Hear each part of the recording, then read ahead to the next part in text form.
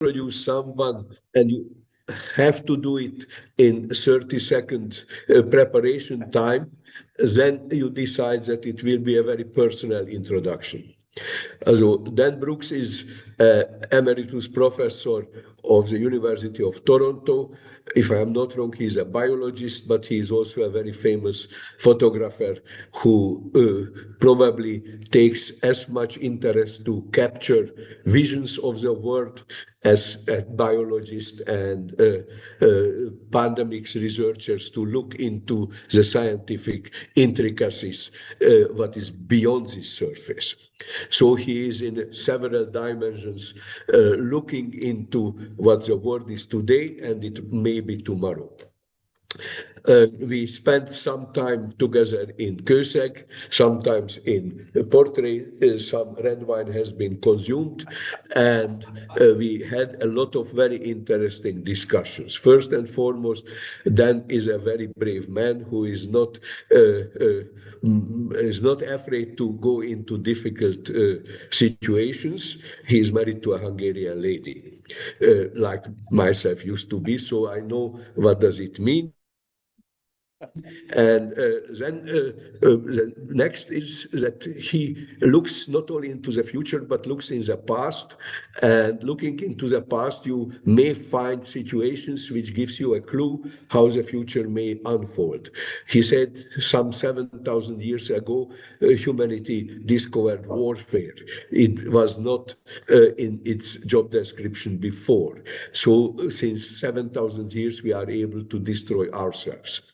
One of the messages he communicated to us that more cities has been abandoned because of some environmental or health reasons than being destroyed by enemies. So it means that we are especially able to destroy ourselves, not even our enemies, but ourselves without proper zeal to gain something.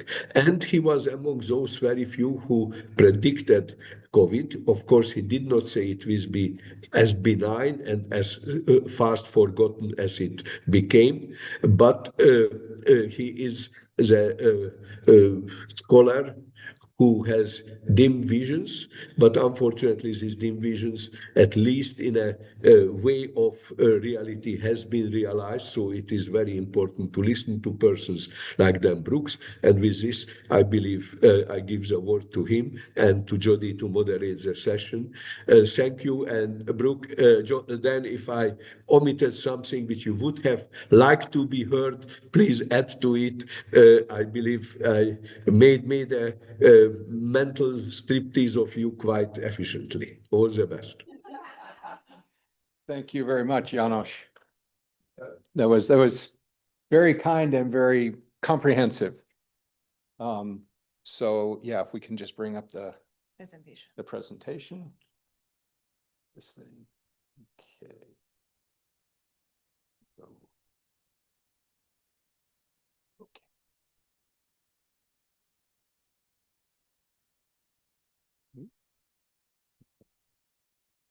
Okay, so this is fun. Okay. Well, in the world of PowerPoints, the title that you give and the abstract that you give before you actually give the presentation are often really different now. PowerPoint gives you the opportunity to modify and rethink and question yourself almost continuously up through breakfast this morning. So the working title of this particular thing is The Autumn of the Anthropocene. And I wanted to use this title because this is the title that we wanted to use, Sal Augusta and I wanted to use in our 2024 book. And we were told that that was too dark a title, considering the fact that we were actually giving a very optimistic outcome. You know, basically saying the world's in a mess, but it's not completely desperate. And so we ended up with a different title. But we did end up with cover art that includes a skeleton. So some of this is still there. At any rate, so this is a quotation from a recent within the last 2 weeks, a seminar that James Hansen gave in Finland.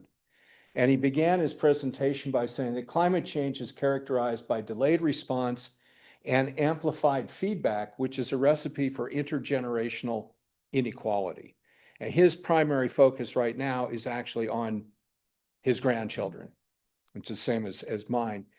For those of you who don't know, Jim Hansen was the director of NASA, the US National Aeronautics and Space Association, our agency. And in 1988, Hansen gave a briefing to the US Congress in which he said, climate change and atmospheric warming are a real existential threat to the United States and the world. And he was promptly fired from his position. And the IPCC and other international organizations immediately posted photographs of him with a red circle around it and a cross through them because they were not going to have this kind of stuff. Needless to say, ever since 1988 up until now, everything that he has said has come true.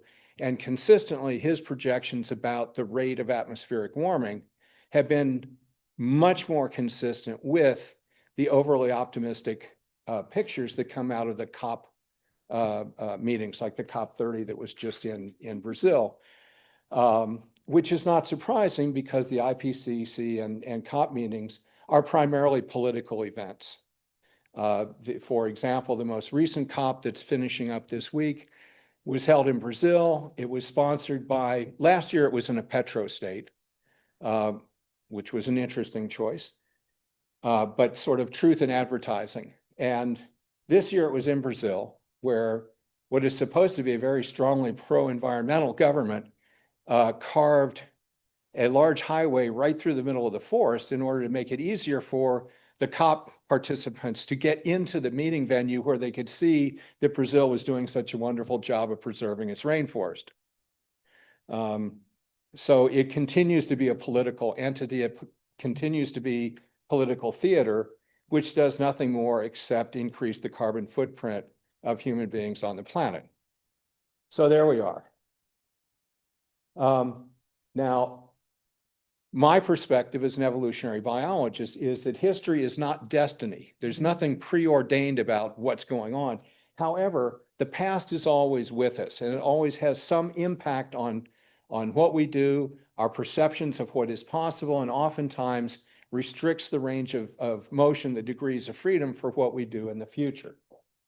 And I just found this quotation by P.D. James, who is a very well-known British mystery author, also extremely well educated.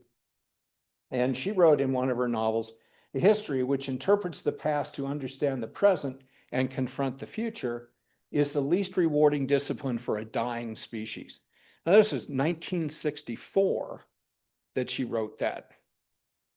So again, people have understood that there was a significant problem associated with the path that humanity has been on. And is often the case, some of the best truth-telling is in the pages of fiction, where people are free to just ignore it if they want to. And so as an evolutionary biologist, in order to understand the situation that humanity finds itself in today, we need to start with what I call the in the beginning sort of narrative. Uh-oh. Pause for adjustment. There we go. Very good. So the story of human beings and the story of how we ended up in the situation we're in today starts about 10 million years ago. Now, that's a point in time when our earliest ancestors began to lose their natural weapons. So the long canines that are characteristic of most large apes, chimpanzees and gorillas, and those large canines started to get smaller 10 million years ago. Human beings at that time we began to show early human beings showing evidence of various kinds of evolutionary experiments with bipedal locomotion, that is, walking on two legs on the ground, which was a trade-off for being very agile in the trees. So if you're walking along the ground, that gives you some advantages, but it also makes it more difficult to jump up into a tree when the lion comes to eat you. Human beings were losing they didn't have claws at that point. So they weren't that fast, they weren't that strong, they couldn't climb trees that well, they didn't have big teeth. And yet they survived, and yet they persisted. And eventually, the last surviving lineage is us. So they must have had something going for them that didn't have to do with just raw physical strength and power. Something was going on, and we have indirect evidence that something else was going on with these creatures. And by 3 to 4 million years ago, with the emergence of what is called Homo erectus, what we find are a couple of interesting things. It's not just that they're making tools, because we now know that there are many species that mess around with making tools occasionally and using them locally. What we find 3 to 4 million years ago is evidence that Homo erectus made tools in one place and carried them with them to another place. So we find evidence that these earliest people had favorite tools, and they carried them with them because these were the tools they really liked. And presumably that meant that they were messing around with different designs, and when they found something they really liked, they kept it. It also means that there was a high degree of mobility. They were moving around, they were carrying their technology with them, okay? We also find now that Homo erectus spoke. The earliest, until fairly recently, the assumption was that nobody spoke until they looked like us, basically. But the idea that Homo erectus could not speak was based on inferences about the structure of their mouths and their tongues, based on the absence of lower jaw material. Okay, and you can't actually tell anything. You can make up stories, but you can't tell anything until you find lower jaws. Now we're starting to find lower jaws of Homo erectus. It turns out that, oh, they did have the anatomy capable of speech. They may not have been able to make all of the sounds that we can make, but if you listen to Homo erectus as opposed to listening to chimpanzees, you would have known that they were speaking. They weren't just making sounds. So that means that long before all these stories about out of Africa and moving into the savannas out of the forest, long before that happened, human beings were already bipedal, and they spoke. And in speaking, they were able to reinforce social cohesion and group activities. So what we discovered is that the basic human cognitive platform emerged a long time ago. And in fact, it emerged before we had the anatomy to do a lot of very sophisticated things. One of the things to realize here is that the opposable thumb, which is supposed to be, the way I was taught, was that that was the key to what made human beings humans, because we couldn't make tools before that. Well, we were making tools 4 million years ago and carrying them around with us and all that sort of thing. In addition to that, we now have indirect evidence from populations that moved into remote areas, especially oceanic islands. We have indications that these people, these earliest human beings, not only made probably rafts, but they made some kind of vessel that allowed them to cross bodies of water. But the interesting thing about that in terms of human cognition is that they were able to move across, or they did move across bodies of water where they could not see land on the other side. So that meant that they must have been able to imagine that if there's land here and there's water here, there must be land on the other side, or at least to hypothesize that there would be land on the other side and then go and look for it. This is very human behavior. So now we're beginning to realize that the human cognitive ability to imagine things emerged before the anatomy allowed us to act on it, emerged before we actually developed the technology. So the ideas preceded the technology. It wasn't the opposite. It wasn't, oh, look at this, I just accidentally made a tool, what can I do with it? Which, that's, in retrospect, that makes sense. But it wasn't until the last generation or so with what we call the new wave in paleoanthropology, the people who are multi-ethnic, multi-gender, high-tech, with ground-penetrating radar and ancient DNA. It's a new wave of people there. They have no allegiance to the old stories or anything. And it's astonishing what we're beginning to discover about ourselves. 2.7 million years ago, we have evidence that human beings were already widespread throughout Eurasia.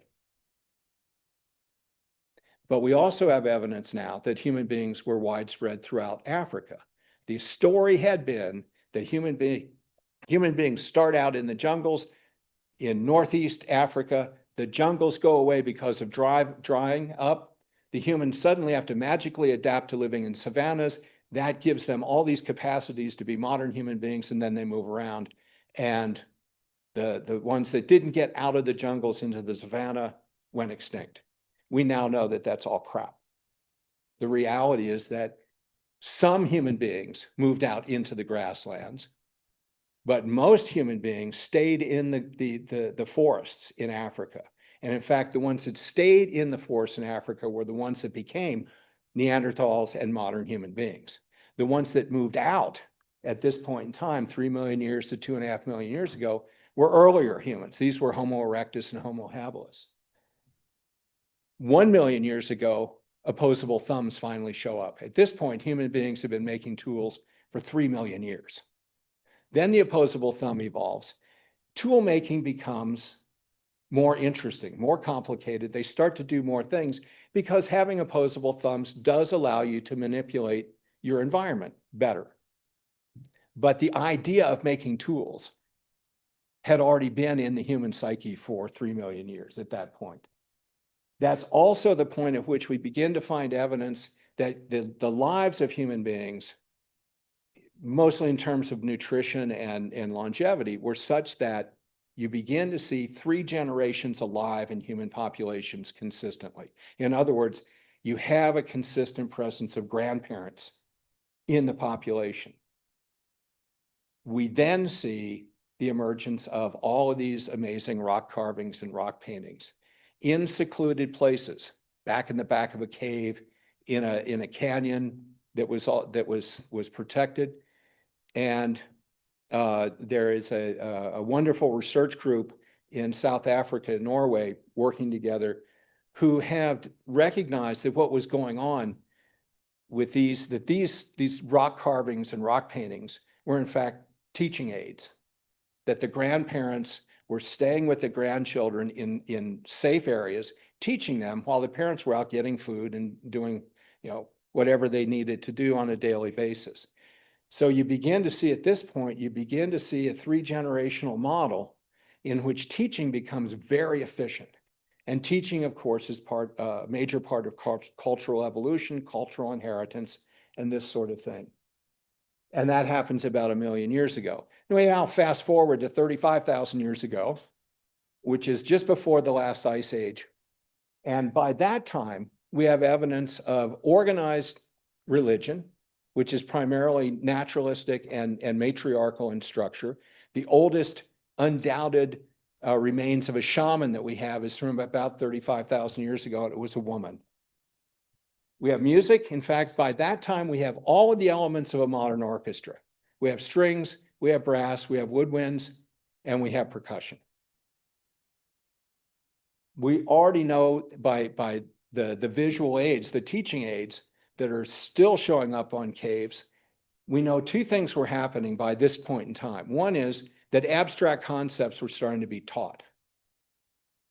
So, for example, that's when we begin to see this very common, almost universal motif of a spiral, which appears to be an early representation of an attempt to recognize the duality of time, that time sometimes goes in a circle. Once every 28 days, the moon goes from full to nothing to full again. Once every year, the seasons change, and this sort of thing, with time as a linear phenomenon in which people become children and then adults and old people and die. And that seems to have been kind of an early universal attempt to try to visualize that. We also see depictions that are, they call them anthropomorphs. They're half animal, half human.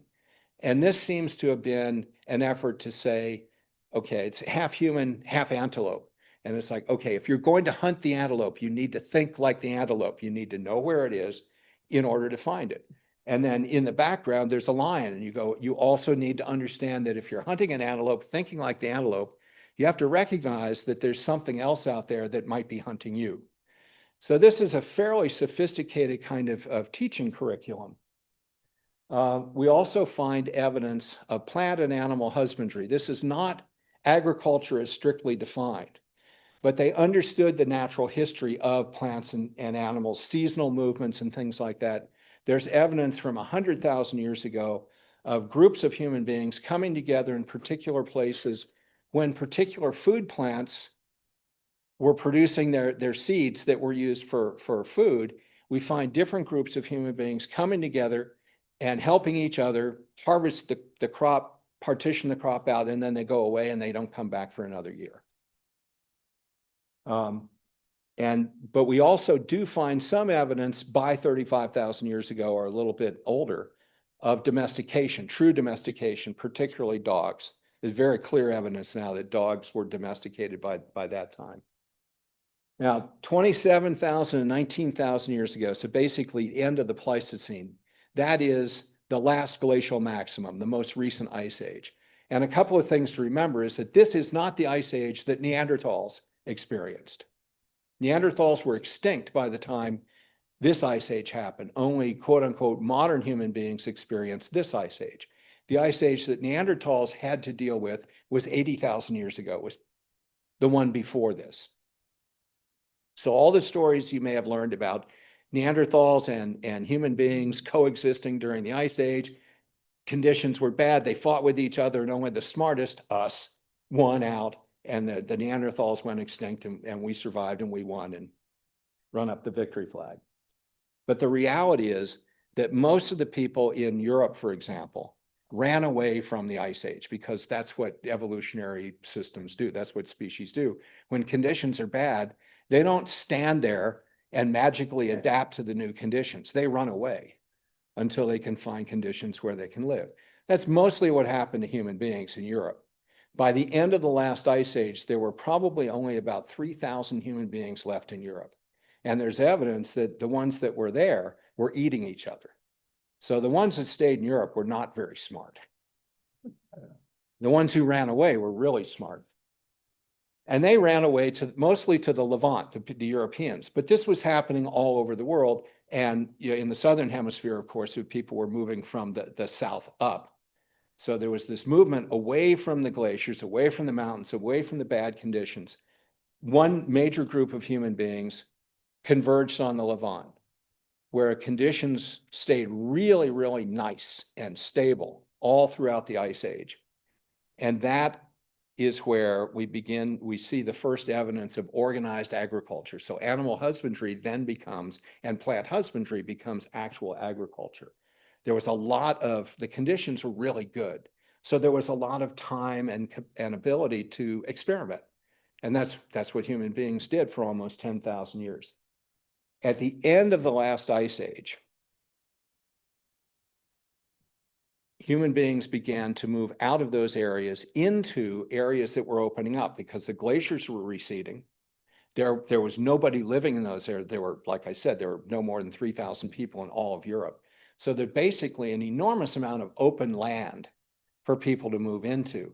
And the first humans that moved out of the areas where they'd been living during the ice age were fairly mobile. They're people we would call central place foragers. Sometimes they're called nomads or hunter-gatherers. But hunter-gatherer is not really the right term for human behavior. They are like all of their closest relatives, chimpanzees and bonobos and gorillas. They're what we call central place foragers. That means they find a nice place with a lot of water and protection and food, and they stay there as long as those conditions are okay. And they move around, they go out looking for food and stuff like that. But until the conditions change, they'll stay in that one place. Then they'll move to some other place. So this is really what human beings do that we sometimes call hunter-gatherer kinds of behavior.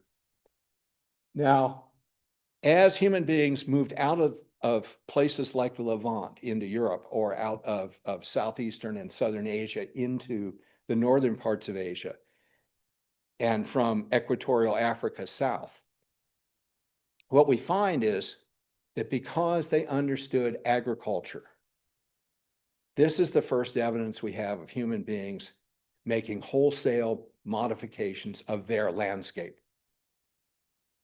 They're not living with the land, they're changing the land the way they want it to be.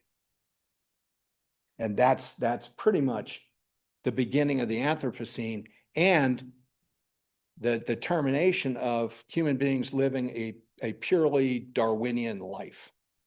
So at this point, we can start thinking of human beings as an Anthropocene species rather than just another Darwinian species on the planet.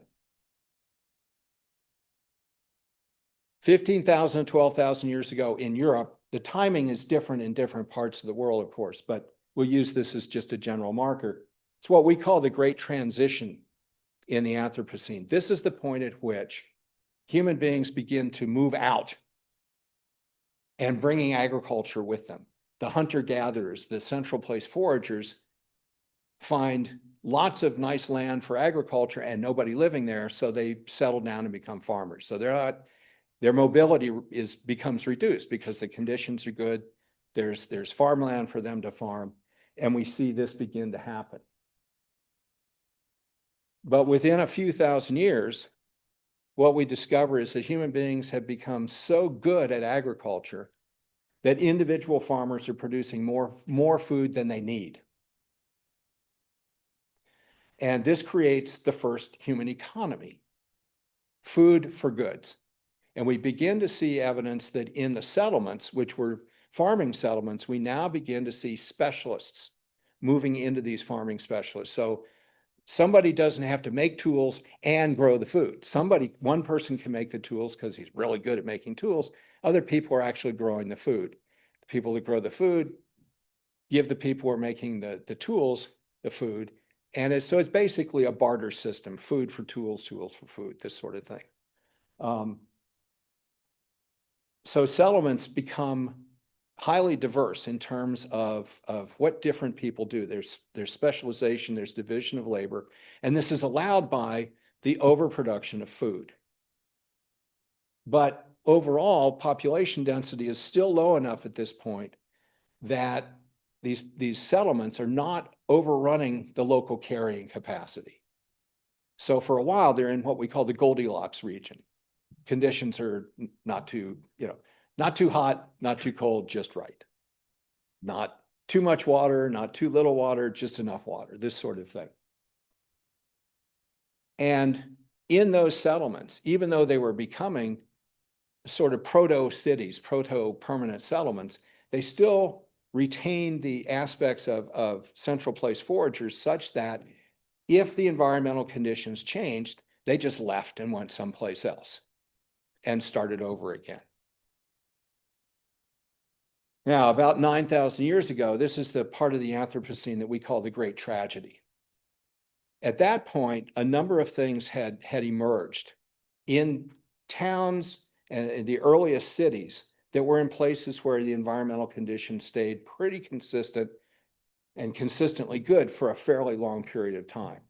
In those towns, we now see populations growing to such an extent that they are now characterized by people who are speaking different languages, who have different religions, who come from different places, who have different customs. And in order for the whole city to operate, all those people who don't actually know each other and don't understand each other that well have to cooperate. So you begin to have, as the population density and the division of labor in these earliest cities becomes more and more complex, it's more and more difficult for people to know how to cooperate with each other. And at the same time, we see the emergence of both religious and economic and governance concepts of ownership of place. So up until this point, human beings were focused on where we live is where we have the life we need. as opposed to where we live is where is our place. Now, what that means is that once you've anchored yourself in place, that means that if the conditions change so that it's not, the local conditions are not survivable, and you cannot run away, which is the Darwinian instinct, then your options are fairly limited. And that's the point at which we see organized warfare first begin to emerge. Because if you can't run away and you can't live there, your only option is to go and take what you want from your neighbors. And we also see associated with both the increased population and specialization and the emergence of warfare, we see the emergence of social institutions that originally were meant to help things out, but ended up being adjuncts to continuing warfare, which that's why I say 9,000 years ago until present. We're still doing this. We've been doing this to ourselves for 9,000 years. And we become so accustomed to it that we actually think it's part of our evolutionary nature sometimes. At this point, we also begin to see settlements become fortified cities. So as soon as you see evidence of some groups of people going out and stealing from their neighbors, you see the neighbors begin to fortify their towns against them, and back and forth and back and forth. And suddenly, this also happens to coincide with the emergence of technology for metalworking. So you have at one point the Egyptians with bronze weapons go up and they kick the crap out of the Hittites who only had stone weapons. And then some generations later, the Hittites have talked to people north of the Black Sea who know how to make iron weapons. They get iron weapons, which are better than the bronze weapons. They move south and kick the crap out of the Egyptians. And it goes back and forth forever. And it seems to be, as far as we can tell, this propensity for violence is in the human psyche in the same way that any species of animal that's crowded together and is afraid for its life can respond violently. So humans are not innately a particularly violent species, but we have created these densely populated areas where everybody's afraid and everybody's worried. And when conditions get bad, people can, in fact, react violently. So we see that technology from this point on becomes increasingly focused on things that are related to war and conflict. Institutions of social control are a particular bugaboo for me and Sal, because it seems that it was a good idea. So institutions of social control, religion, governance, economics, emerge in the earliest real cities when cooperation was essential to keep the city going. But you had a lot of different groups of people living in the city who were not familiar with each other. Because they weren't familiar with each other, they didn't know who to trust. So the earliest idea behind social institutions was that these were ways to help people understand how to get along with each other. That was the idea. This is a wonderful idea. Unfortunately, there was an unanticipated problem with the concept, and that is that institutions of social control were vulnerable to being used by a small number of people to amplify their own power. And as a result, they became protection rackets. You give me money, I'll make sure that you get to heaven. You give me money, I'll make sure that the other people around you don't kill you. You give me money, I'll make sure that you make even more money. So these all arose as protection rackets. No matter what, they ended up very quickly becoming protection rackets. One of the things that we need to understand is that institutions of social control are not Darwinian. No matter what they are, no matter how much we think that they're essential, that they can be improved and they can be important, we have to understand that they're not Darwinian. And what many people call social Darwinism, you have to understand that that's not what Darwin said, and it's not what Darwin ever supported. What you think of as social Darwinism is actually a modification of Darwinism that was accomplished in the late 1900s by a sociologist named Herbert Spencer.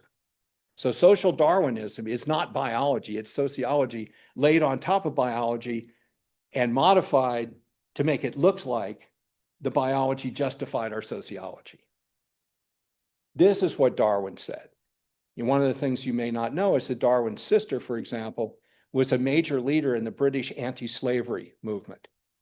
And when Abraham Lincoln signed the Emancipation Proclamation in 1863, the only thing that Darwin ever commented in letters about that was saying, I hope that Abraham Lincoln has the balls to stick with this. He said it.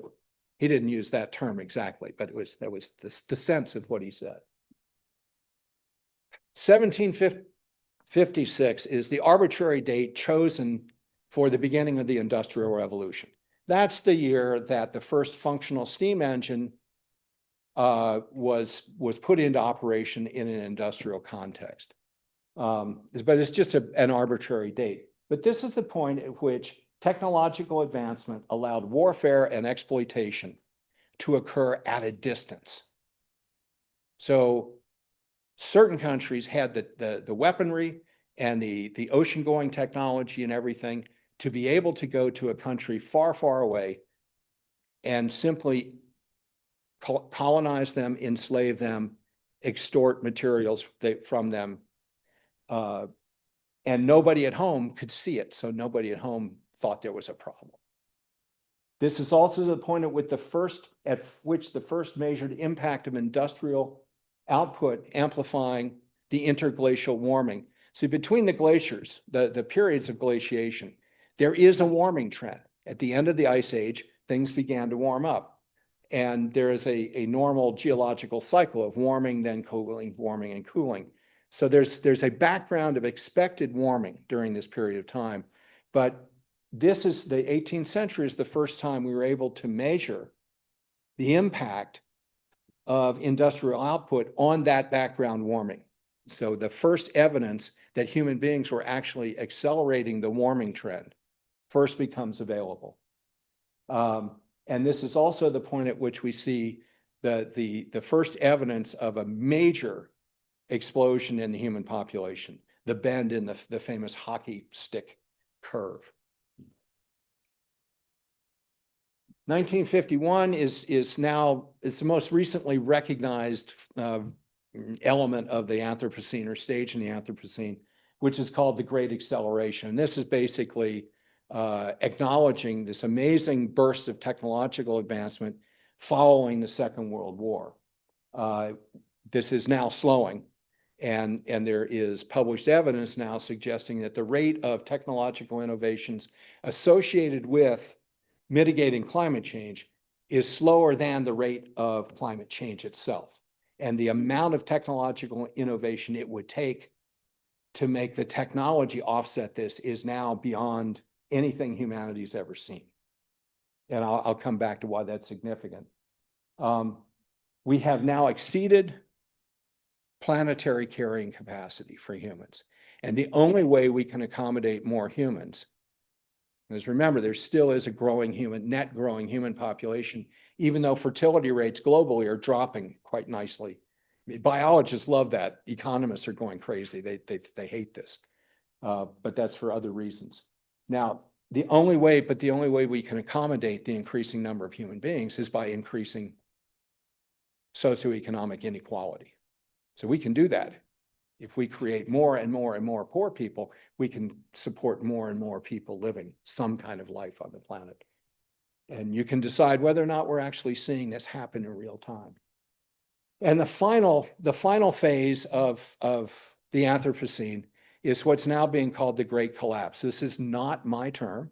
This is not the term that Sal and I use. This is other people are using this term. And depending on which particular models and how optimistic or pessimistic you are, the centroid of the predictions is 2050 for the Great Collapse of humanity. Some people put that as early as 2030, others stretch it out to around 2070. But the general consensus is that at the moment, human beings are looking at a major general collapse of global human technological civilization in about 25 years. That's why people like me are really concerned about our grandchildren. Okay. And we find part of this is because climate change is now an existential threat At the same time, global political and economic and social stability is an existential threat to humanity. And both of these things interact with each other in a very unhappy synergistic way.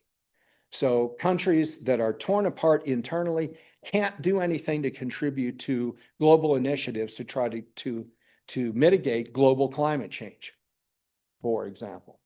And these three at the bottom, the danger is great, the time is short, we are largely unprepared.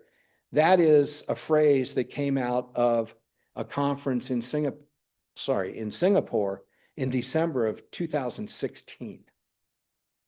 And it's still true.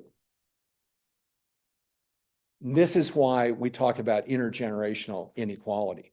This is what children today are thinking. And this is one of the reasons it's difficult to convince young people to vote or to participate at all. So how are we going to live in the shadow of the great collapse? Okay. There are two kinds of fear in the world: the fear that paralyzes and the fear that motivates. And I'm going to assume that everybody who's rational on this planet is afraid right now. I'm afraid. But what can we do if we're unwilling to be paralyzed by that fear? If we don't want paralysis from fear to dictate what human beings do for the next 25 years, what can we do? Well, it turns out there are two things we can do, especially people who are at institutes of advanced study, graduate universities, things like that. One is that you can learn some basic survival skills. Learn how to hunt, learn how to fish, learn how to grow your own food, learn how to make your own clothes out of animal fur. Or if you want to be a little bit more optimistic, learn how to connect up your own solar farm so that you can generate your own electricity. In fact, there's a large organization in the United States of local initiatives to generate locally autonomous energy systems. They're quite active with that. Or you can use your intellectual capacities to try to change the trajectory, to try to either push off the time until the collapse happens, or to speed up the recovery time going through the collapse, or in the best scenario possible, avoiding a collapse. So that's a preamble to what I was asked to talk about.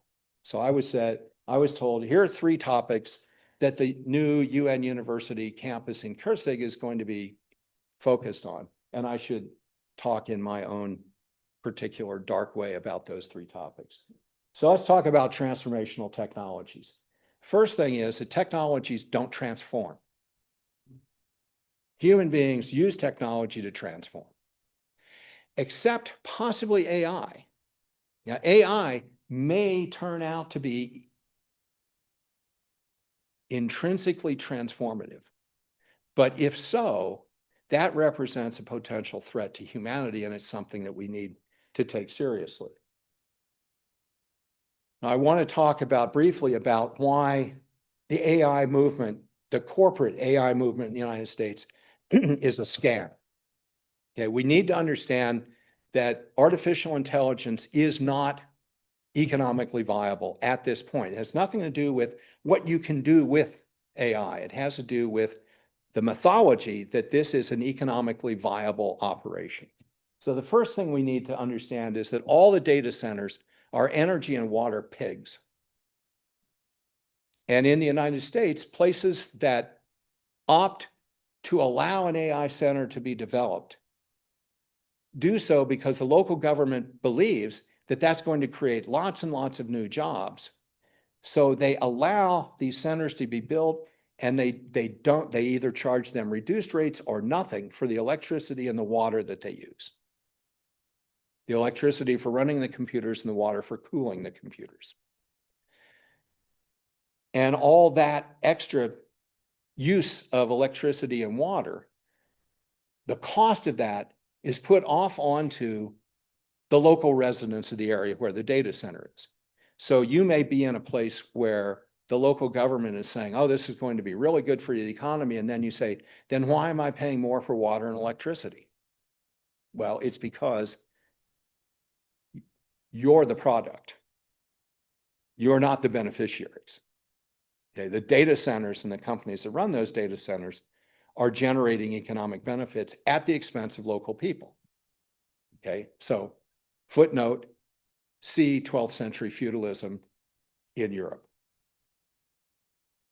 Second of all, a great idea that the AI producers have come up with.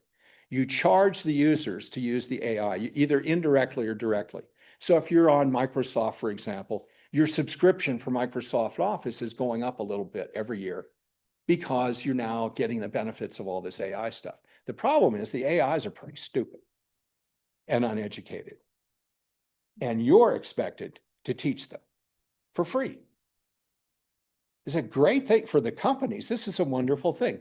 They provide a substandard product and charge you money for it, and then for free, you improve the product, which they will then charge you more for the next year because it's a new and improved version. There are 7 AI companies that are responsible for the current bubble in the American stock market. All of that weird looking, the stock market's way up. All of that is due to the impact of 7 AI companies, and all of that, all of their increase in stock prices is based on a fantasy because it's based on the fact that they are selling and buying from each other. And every time they sell and buy from each other, it looks like their value is going up, but nothing is actually, they're not producing anything that justifies that kind of financial optimism. In order to be fast and efficient, because the idea is that AI is going to be better than a Google search, right? Well, in order to be fast and efficient, it turns out that the AIs are actually using a very restricted number of sources for their answers, even more restricted than Google search did. And I'll talk about that in a second. In addition to that, so even when you do something called an exhaustive search, it's still an exhaustive search of a small number of sources. In addition to that, one of the reasons that if you ask for an answer and you get an answer from the AI, there's no attribution to where the data came from or where those conclusions came from, is because oftentimes they're using pirated material that they have taken from the internet without paying copyright fees. If they admit for even one case where they got the information, they will then have to pay copyright fees to everybody. Okay? So these are the ways in which they're lying to you about the business model. And this has nothing to do with whether or not it's a good idea, whether or not there are benefits from it. Okay. Now, so one question you have to ask is whether or not it's possible to have an ethical AI. Well, of course it is. All you have to do is to make sure that this program is based on fiduciary and subsidiary principles, not social control or political control or profit. Unfortunately, there are no AIs on the planet like that. So we don't know how that might possibly work, except that we know that it would be less profitable than the way they're trying to do it now. And if that's not making a profit, then clearly ethical AIs would be even less profitable. So if you were to suddenly have evidence of if an ethical AI somehow showed up on the internet, what would it look like? Well, 2 things to look for is that every time it makes a mistake, you ask it a question and it gives you a wrong answer, and you have to correct it, the company pays you for teaching the AI. That's ethical. Or every time the AI lies to you, which is, it's euphemistically now called an AI hallucination, but an AI hallucination means if it doesn't know the answer, sometimes it will just make shit up. They'll just lie because the programmers who are programming the AI are under a lot of pressure from the people that own the company to make sure that their AI always comes up with an answer. And so they just build in this capacity to make shit up if they don't know the answer.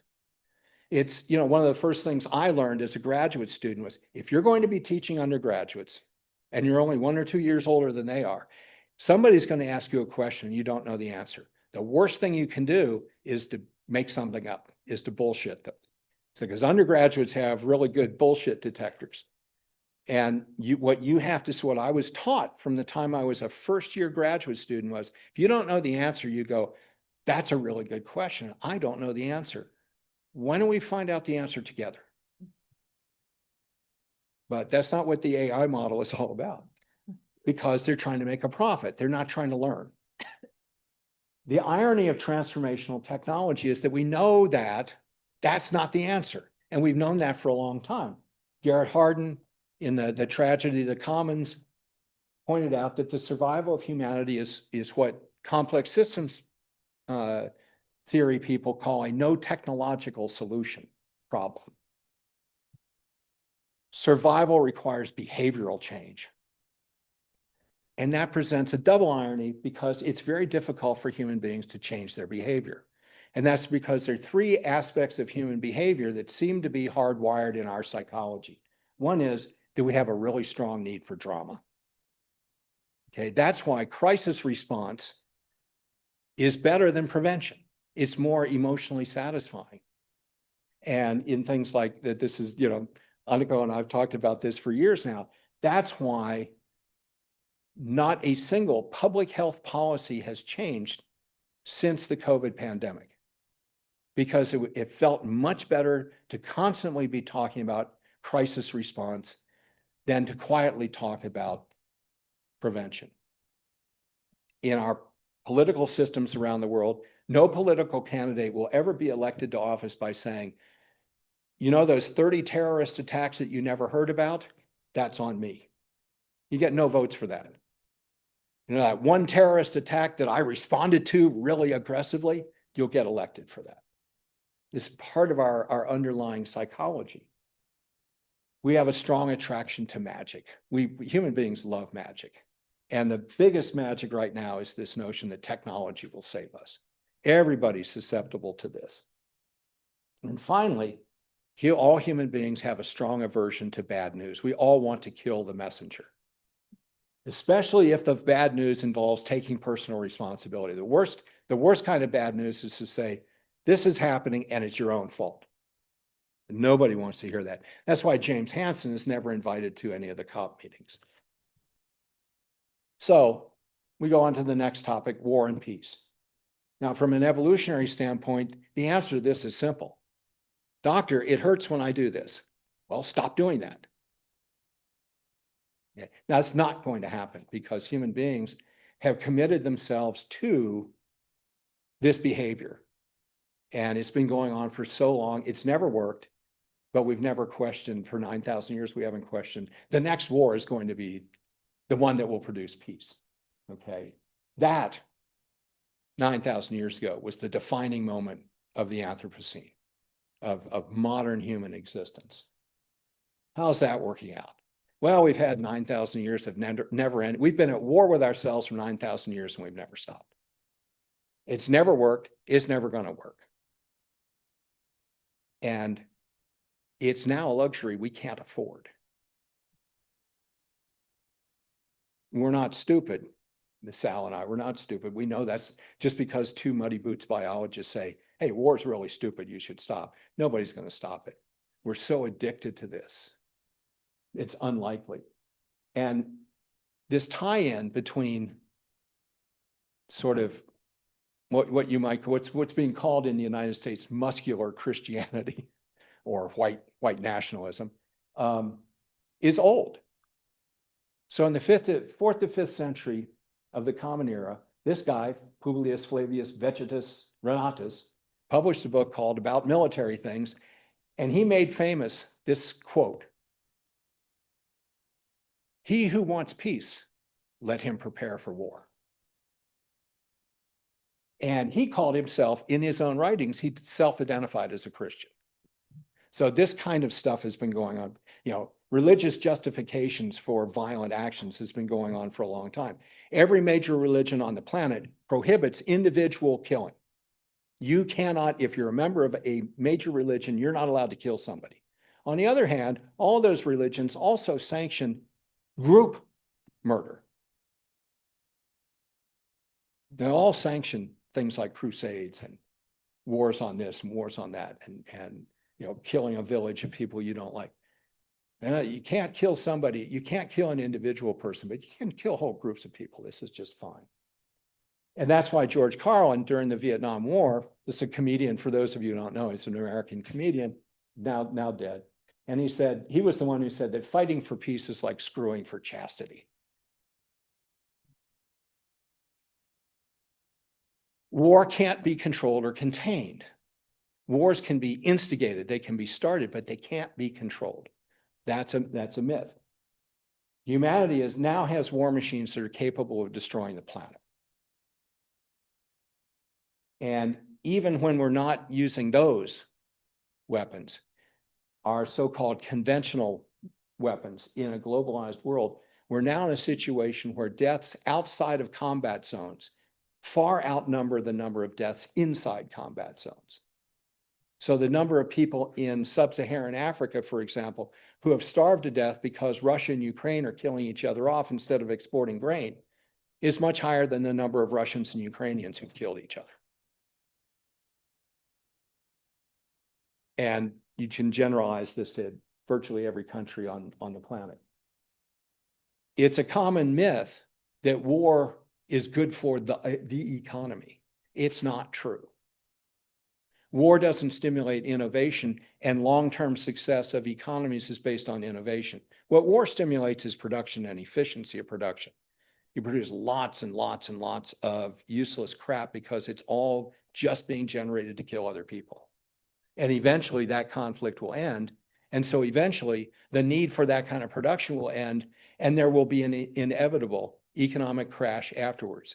The only reason there was not a severe economic crash in the United States at the end of World War II is because the United States government invested an enormous amount of money to offset that.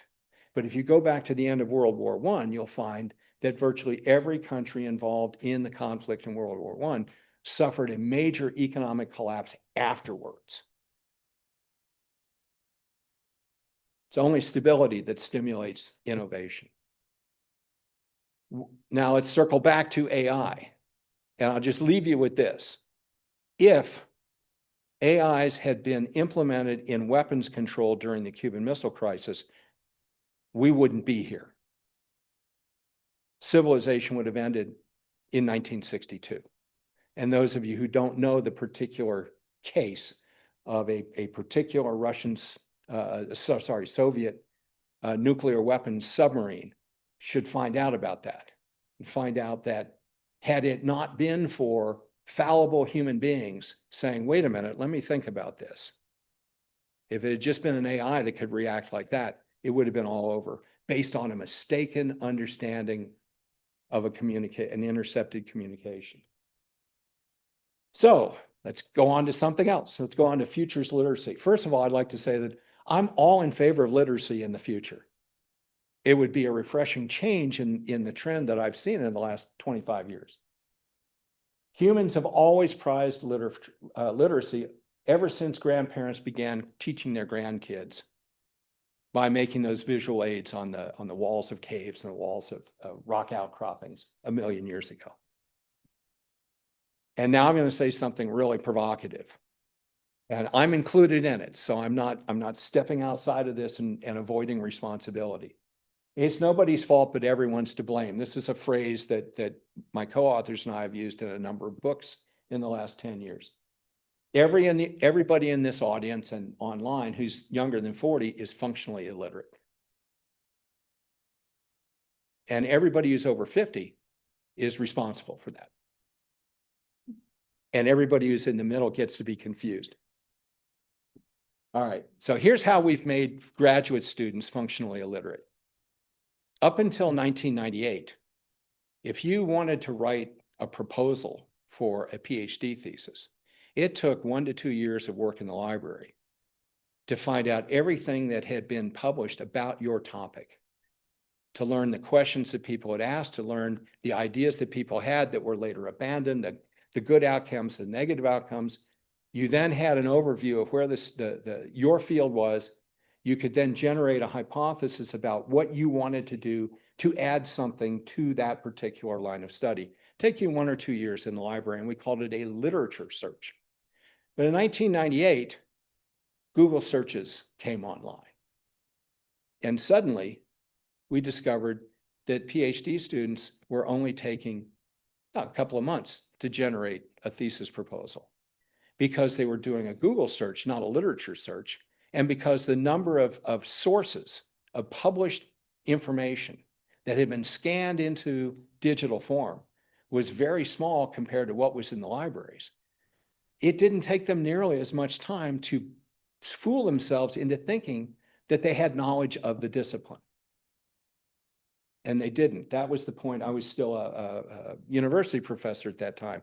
That's when we first started seeing students produce thesis proposals in which they thought they were doing something original, not realizing that those ideas had been proposed, tested, and dealt with in the 1930s. But the information was mostly in books, which are not scanned. Because scanning books takes a lot of time and energy, and it makes the whole search process slow. And then last year, we have AI searches come online. And they're even faster than Google searches because they're only searching a subset of the subset that Google search used to do. So I'll give you an example, and it's in doing a subset of a subset, they go crazy. So there is one particular passage in a P.D. James novel in which she was talking about, parenthetically talking about true creative genius. And her position was that true creative genius is not like gathering an army and charging the castle and breaking down the walls. True creative genius, its impact on the established discipline, is like people parachuting behind the lines and destabilizing the status quo behind the lines. I mean, it's a very clever sort of thing. So with a Google search, I could have said, find the passage in P.D. James' novel of this title that talks about parachuting behind the lines, and it would have popped up, and that passage would have been highlighted and would have told me which novel and what page. I just recently tried to do that with Google AI, and what I got was, parachuting behind the lines is not a topic of this novel. If you want to know about military operations involving parachuting behind the lines, you should see these sources. So the AI is stupid. It's stupid because it's ignorant. It is not accessing as much information as Google search did, which was less than what we used to access in the libraries. And this, a friend of mine, Eric Hoberg, also a co-author of mine, has called the change from incremental to excremental progress, intellectual progress. Okay. And this has been made worse now by the environment in which we publish. We have predatory play-to-pay journals. We have poor to absent peer review, biased editorial decisions, AI writing manuscripts, and social media influencers replacing intellectual leaders have led to a landscape, an intellectual landscape of publications now in which there's widespread idea laundering, narrowing of sources, outright lying, and destruction of professional ethics. But it's fast. Okay, so how do you escape the illiteracy trap? Deceptively simple answer. Read. Don't listen to some podcast. Read the damn sources. Go to the original text. If you have to, go over there. There's this incredible thing right across the way here called a library. It's got all sorts of cool shit that's not online. And this is a passage from an article, a novel by another British mystery writer, Dorothy Sayers, from 1935. And this is really important for today. She was writing in Great Britain in 1935. If it ever occurs to people to value the honor of the mind equally with the honor of the body, we shall get a social revolution of a quite unparalleled sort and very different from the kind that is being made at the moment. And I'll let you figure out what kind of social experiment was underway in 1935 in Europe. So this is, when I make statements that I do, it's based on information that's summarized in these books, that's based on 100,000 published articles that we read to research the topics. It's not because I listen to a podcast. I wouldn't even listen to my own podcast. All right. In order to become literate, we have to develop an era of professional detachment. You need to take your feelings out of your rational thought. It doesn't mean that you no longer have feelings. It just means that your feelings cannot dictate how you understand the information, and it cannot dictate what information you pay attention to. In other words, you have to push yourself to encounter ideas that you're not comfortable with. You may still not accept them, but you have to know about them. You can't understand, for example, when Nelson Mandela was on Robben Island, at one point, the South African government, the apartheid government, made a mistake, and they started shipping teenagers to Robben Island, where they came into contact with these old revolutionaries like Mandela and his friends. It was a huge mistake, because all that did was create a well-informed second generation that then took over governing South Africa after apartheid ended. But initially, there was some conflict. These young kids were saying to Mandela, "So why are you learning Afrikaans? Why are you learning the language of the oppressor?" And Mandela said, "If you don't learn to talk to them, you will become like them." And that's any kind of idea that you don't like, or you think you don't like, or you don't understand. You have to understand it before you can decide rationally, with professional detachment, that you accept it or reject it. You have to be open to the possibility of saying, "Oh, I didn't know that." And the interesting thing is that most people think that professional detachment is the opposite of empathy. You can't have professional detachment if you still care about people, but that's not true. Everybody who is an EMT, these are people who respond in ambulances to automobile crashes and, you know, old guys that die of a heart attack in the gym and things like that. They care. They're doing that work because they want to save lives. They care about the people they're treating. But if they had to stop and worry about it, they wouldn't be effective.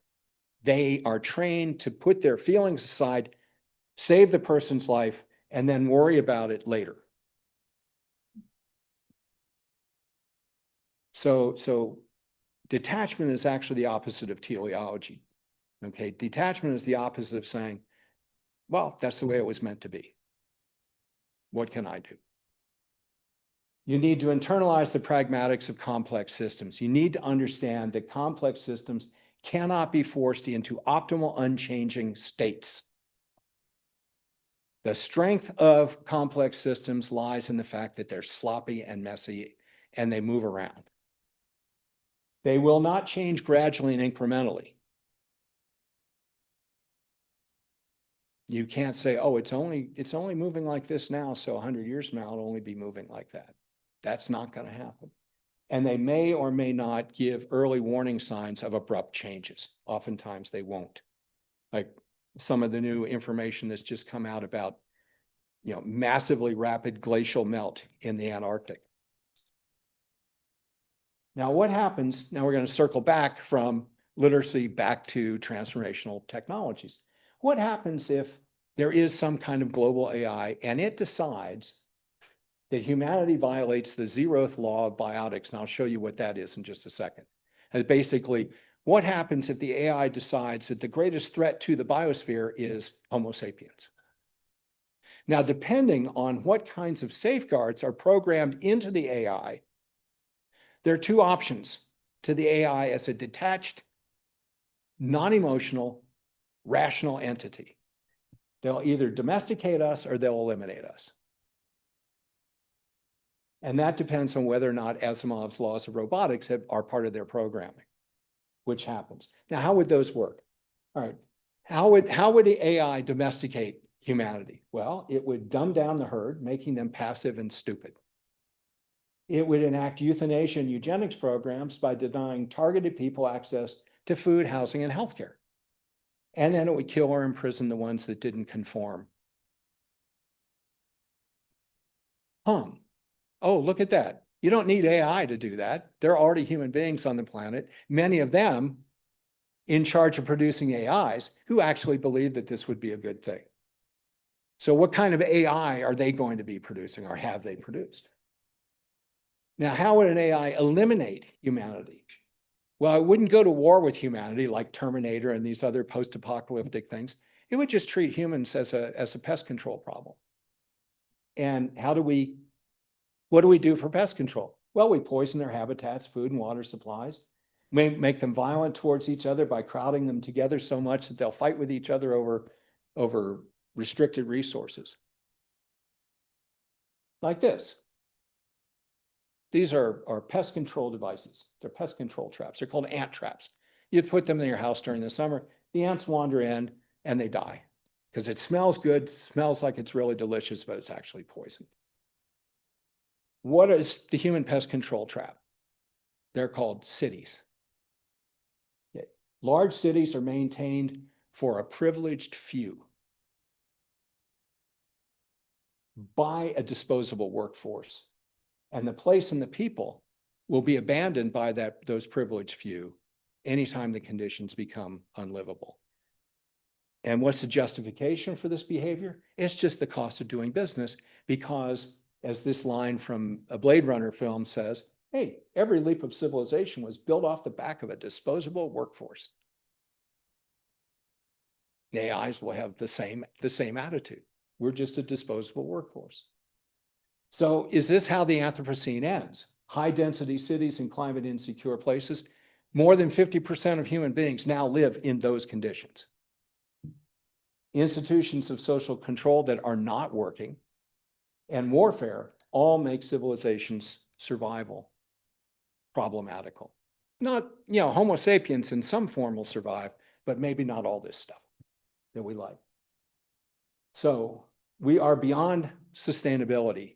It's no longer useful to talk about sustainability, because it's impossible to sustain what we're doing and what we have been doing without paying a cost. And the costs are increasing all the time. We have to start thinking about survival. And that means we have to start thinking about Darwinian principles of how we operate. We need a declaration of human responsibilities, not just a declaration of human rights. You have to remember that the UN Declaration of Human Rights, it was originally called the Rights of Man. It's now the Rights of Humanity, which is good because that includes the other 50% of the world. The Declaration of the Rights of Humanity was based on a reaction to the horrors of World War II. The Declaration of Human Responsibilities is based on a response or a recognition of the horrors of what's coming at us.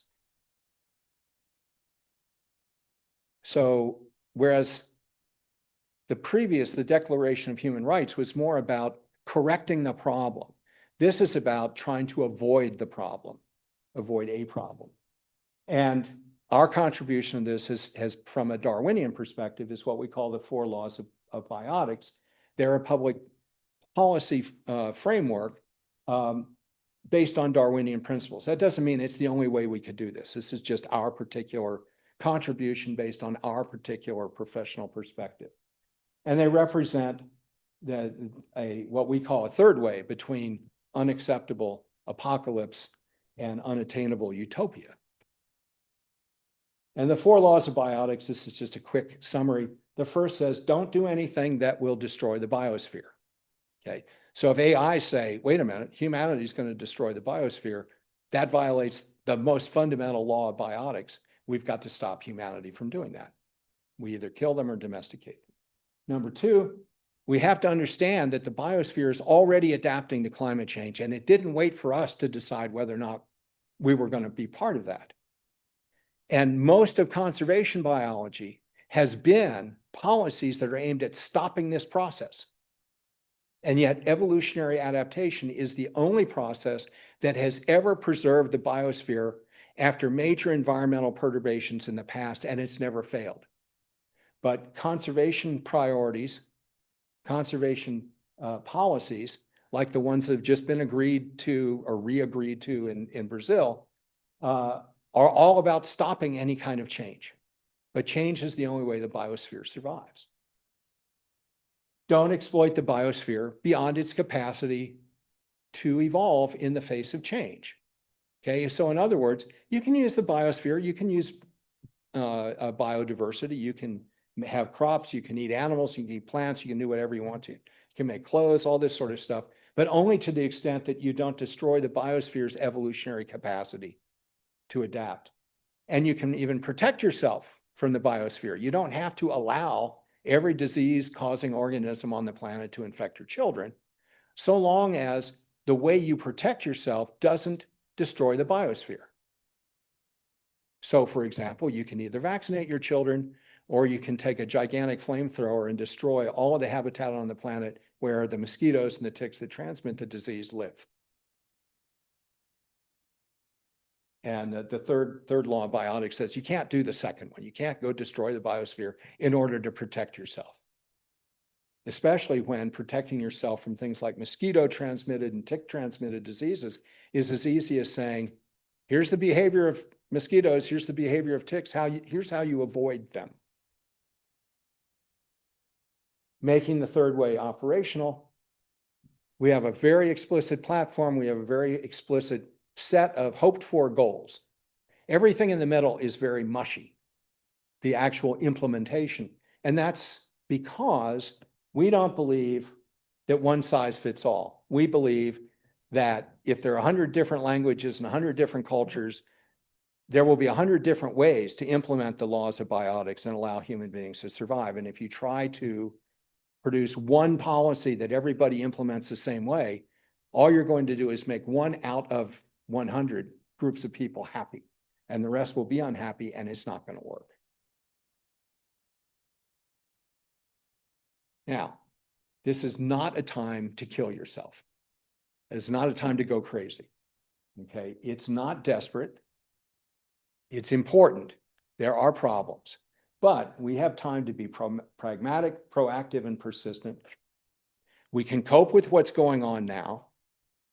We can spend the potential that we have, intellectual and material, on trying to cope with what we now know is likely to be coming at us. And more than anything else, we need to be building trust. Without trust and familiarity, you don't have cooperation, and people don't survive. And we will survive because we don't have to be perfect. We just have to be survivable in 2030 and 2040 and 2050 and 2060.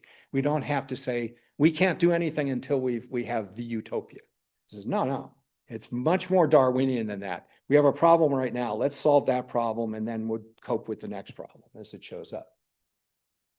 And I'd like to thank, over the last 10 years, I'd like to thank a number of people and organizations, including iASK, of course, for making it possible for me to learn far more than they have learned from me.